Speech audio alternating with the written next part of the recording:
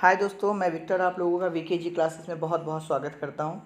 दोस्तों, बिना लेट किए हम लोग आज फिर से अपनी सीरीज़ 2 को स्टार्ट करते हैं, जो कि प्राचीन भारत के इतिहास के महत्वपूर्ण प्रश्नों के साथ है। ठीक है, आइए स्टार्ट करते हैं। तो दोस्तों, यहाँ पे देखिए, पहला हमारा क्वेश्चन ये है कि किससे यह प्रमाणित होता है कि चंद्रगुप्त का प्रभाव पश्चिमी भारत पर था। किससे मतलब किस अभिलेख से, ठीक है, या किस शिलालेख से था। तो यहाँ इसका आंसर है रुद्रदामन का जूनागढ़ अभिलेख।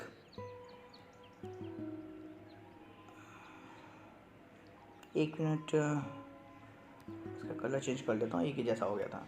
ठीक है, यहाँ पे देखिए दोस्तों, एक्चुअली हुआ ये था कि चंद्रगुप्त मौर्य के समय में उनका जो काफ़ी ज़्यादा प्रांत था, काफ़ी ज़्यादा उनके अंडर में लोग काम करते थे।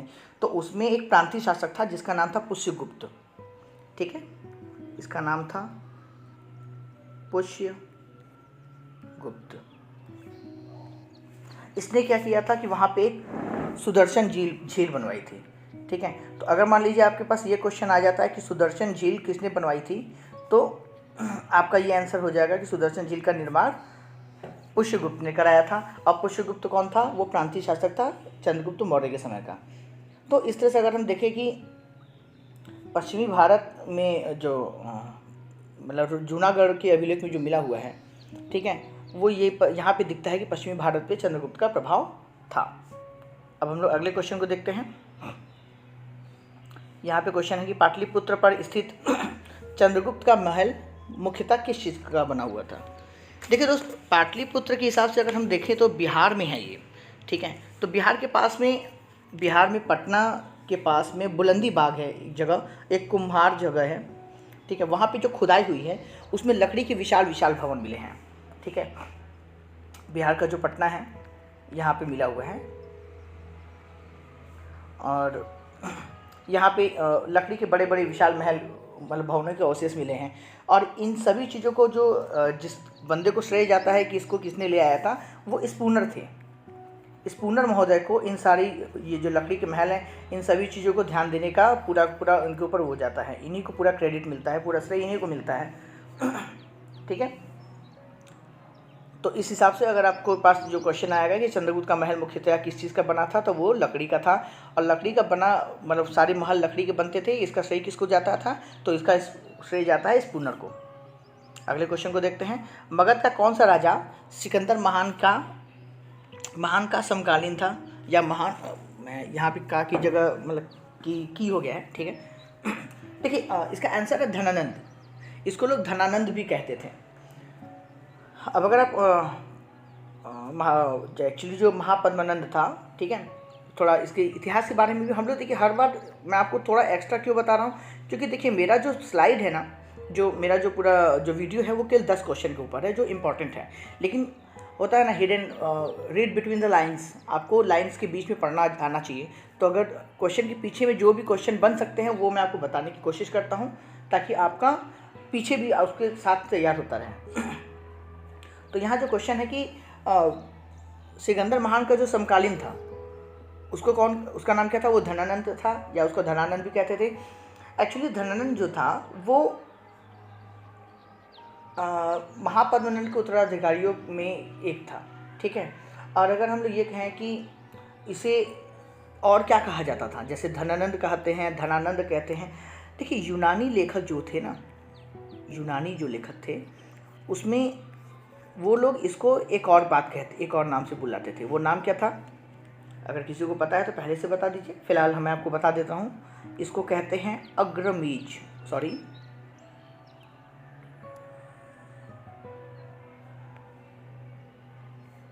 इसका नाम था अग्रमीज।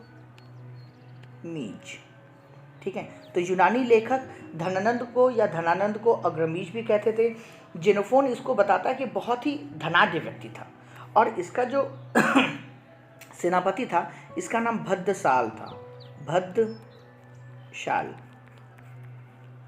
ठीक है, यहाँ पे आप लोगों का ये चीज़ क्लियर हो गया। ओके, आइए हम लोग अगले क्वेश्चन पे आते हैं।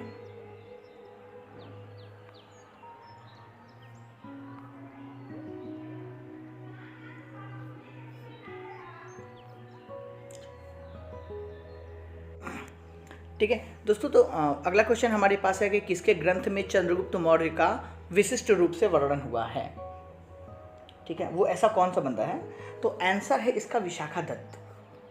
ठीक है, आंसर है विशाखा दत्त। विशाखा दत्त की जो कृति है जिसमें लिखा गया चंद्रगुप्त मौर्य के बारे में, वो उसका नाम है मुद्रा राक्षस। देखिए, चंद्रगुप्त मौर्य को आप हर बार अच्छा ही मत समझिएगा। चंद्रगुप्त मौर्य के बारे में मुद्रा राक्षस में इसको वृषल बोला गया है। ठीक है, वृषल या कुलहीन, कुलहीन के नाम से भी बोला गया है। इसको बताया गया कि वो कुलहीन था। ठीक है, और मुद्रा राक्षस के अलावा विशाखा दत्त की 2 और रचनाएं हैं।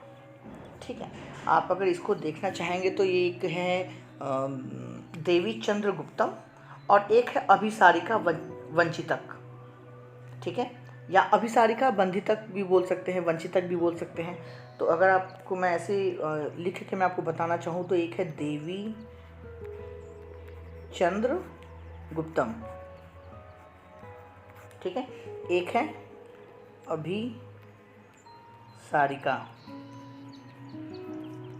अभिसारिका बंधितक।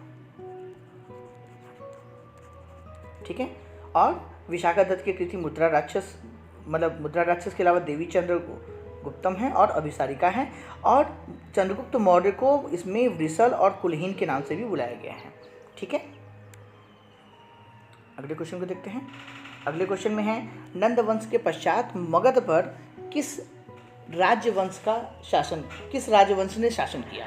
ठीक है, आंसर देखिए है इसका मौर्य। ठीक है, आइए हम लोग नंद वंश के बारे में हल्का सा जान लेते हैं। नंद वंश एक्चुअली क्या था कि वो 344 से 324 या कहीं कहीं 23 का भी वर्णन होता है ईसा पूर्व की में नंद वंश की स्थापना की गई थी। नंद वंश की शिशुनाग वंश की। मैं यहाँ पे थोड़ा सा कंफ्यूजन में हूँ, 1 मिनट रुकिए आप लोग, मैं बता। हाँ, मैं सही बता रहा था।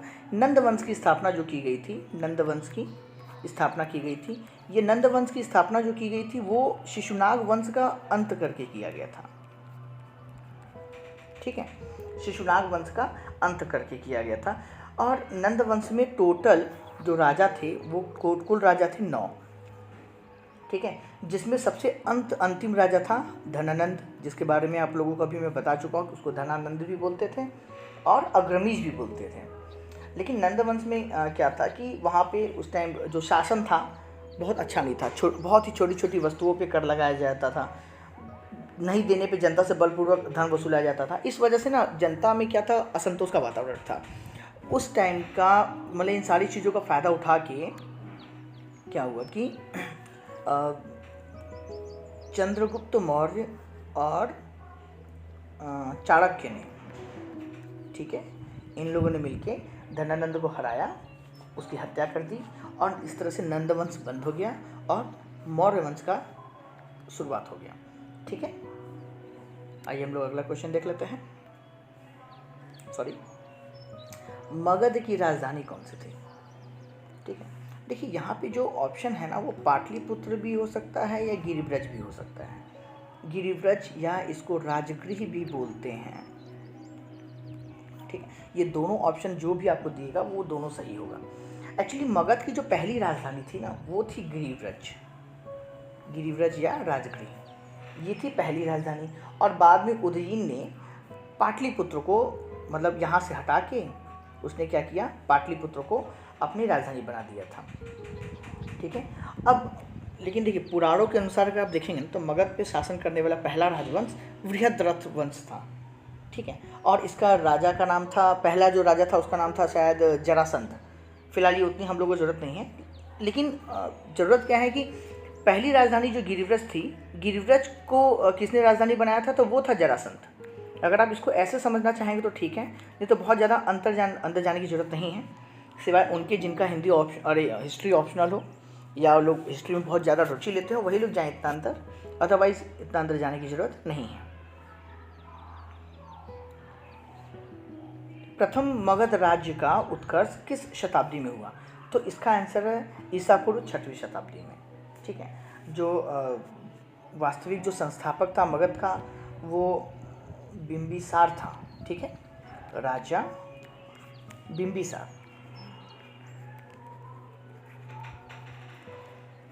और इसने जो वो किया था, राज्य किया था, वो 544 से 500 नहीं था, 400 है, 492 ईसा पूर्व तक इसने राज्य किया था। ठीक है, देखिए जिस क्वेश्चन में अंदर कुछ क्वेश्चन नहीं बन पाएंगे उसमें तो कुछ बताने का मतलब ही नहीं है। ठीक है, लेकिन हाँ जिसमें बन पाएंगे उसमें हम लोग ज़रूर इसके बारे में कंफर्म किया जाएगा कि उसके पीछे और क्या बातें हो सकती हैं। अगला क्वेश्चन देखते हैं, ईसा पूर्व 6वीं सदी में विश्व की प्रथम गणतंत्रात्मक व्यवस्था कहाँ थी? आंसर आप लोगों के सामने है, वैशाली में। ठीक है, यहाँ पे देखिए वैशाली में क्या था ना कि अगर मैं आप लोगों को सही तरीके से देखूं तो 6वीं शताब्दी में क्या था, महाजनपदों में राजतंत्रात्मक शासन व्यवस्था थी। ठीक है, और वहीं वज्जी और मल्ल नाम का जो 2 राज्य था जहाँ पे गणतंत्रात्मक राज्य व्यवस्था थी। ठीक है, अब अगर वज्जी को आप देखेंगे तो वज्जी 8 राज्यों में मिला हुआ था।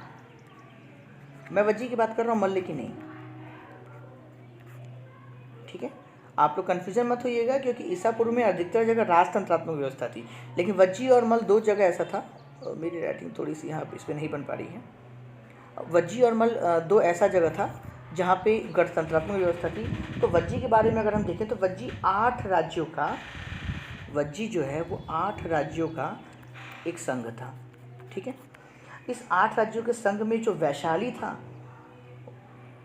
और वैशाली के भी जो लिच्छवी शासक थे, ये जो राज्यों में एक था वैशाली। ठीक है, वैशाली और वैशाली में जो लिच्छवी शासक थे ये सबसे ज़्यादा शक्तिशाली थे, इसलिए ये क्वेश्चन यहाँ पे ज़्यादा जरूरी बन जाता है। आगे देखते हैं कि किस मौर्य राजा ने दक्कन की विजय प्राप्त की? तो अगर हम यहाँ पे देखेंगे तो आंसर तो हमें पता चल चुका है कि हमारा आंसर है चंद्रगुप्त मौर्य। ठीक है, देखिए यहाँ पे ना अगर आप इस तरह से देखना चाहेंगे कि मौर्य समाज के जो संस्थापक थे चंद्रगुप्त मौर्य, इन्होंने दक्षिण भारत में विजय प्राप्त की थी। अब इस संदर्भ में जो अशोक हैं, सम्राट अशोक, इनके अभिलेख जो जैन और तमिल साक्ष्यों से इन सभी चीज़ों की जानकारी मिलती है।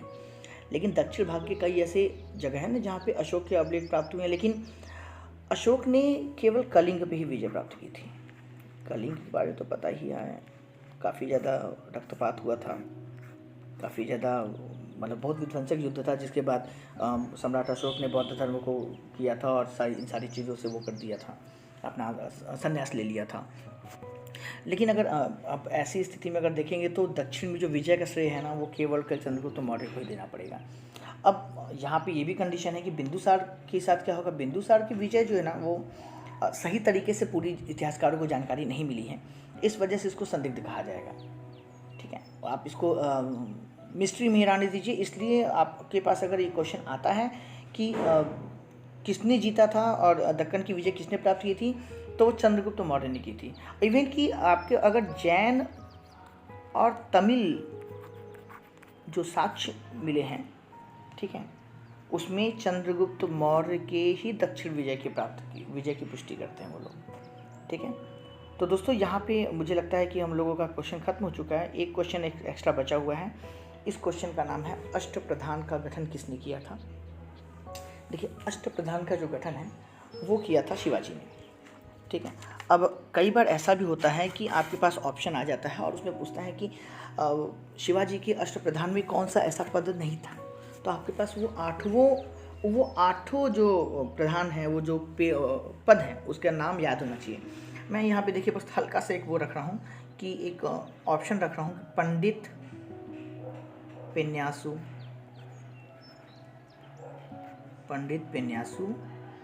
से अमंस। ठीक है, जैसे मैंने आपको इससे पहले बताया था कौन 10 कब, जिसमें कौन को मैंने चेंज करके कयन कर दिया था और वहाँ से मैंने आप लोगों को बताया था। अगर आपको याद है तो ठीक है, नहीं तो आप सीरीज़ 1 में जाके देख लीजिए कि ये किस चीज़ का कोड था, कौन 10 कप किस चीज़ का कोड था। उसी तरह देखिए पंडित पेन्यासु से अमंस, ये शिवाजी का अष्टप्रधानों का वो है, जिसमें पन से तो मैंने आपको पंडित बोल ही दिया है, ठीक है। पे से पेशवा है, न्या से न्यायाधीश हैं, सु से सुमंत है, से सेनापति, औ से अमात्य, मन से मंत्री, स से सचिव, ठीक है। तो इस तरह से आप लोगों को 8 प्रधान का जो पोस्ट था, जो पद था, उसके बारे में आपको जानकारी हो गई। देखिए दोस्तों, यहाँ पे एक वर्ड मैंने यूज़ किया है अमात्य। आप लोगों को मैंने सीरीज़ 1 में बताया था अमात्य के बारे में। तो आप मुझे, मेरा क्वेश्चन है कि आप ये बताइए कि कौन सा ऐसा राजा था जिसके अमात्य ने ही उसकी हत्या कर दी थी और उसके राज्य का वो अधिकार प्राप्त कर लिया था वहाँ पे और एक नए वंश की स्थापना की थी। तो मैं आप लोगों को एक हल्का सा हिंट दे रहा हूँ कि ये सीरीज़ 1 में, मतलब ठीक इसके ठीक पहले वाले वीडियो में उसकी जानकारी है। अगर आप लोग पता चल चुका है तो आप प्लीज़ इसको कमेंट करके बताइए। और दोस्तों, अगर पसंद आ रहा है मेरा वीडियो तो प्लीज़ इसको लाइक करिए, सब्सक्राइब करिए और कोशिश ये करिए कि वो शेयर करिए, क्योंकि जब आप शेयर करेंगे तो आपके साथ के लोग भी आपके साथ इसी तरह के क्वेश्चन को डिस्कस करेंगे। थैंक यू वेरी मच, इतना टाइम देने के लिए बहुत बहुत धन्यवाद। आपका दिन शुभ रहे।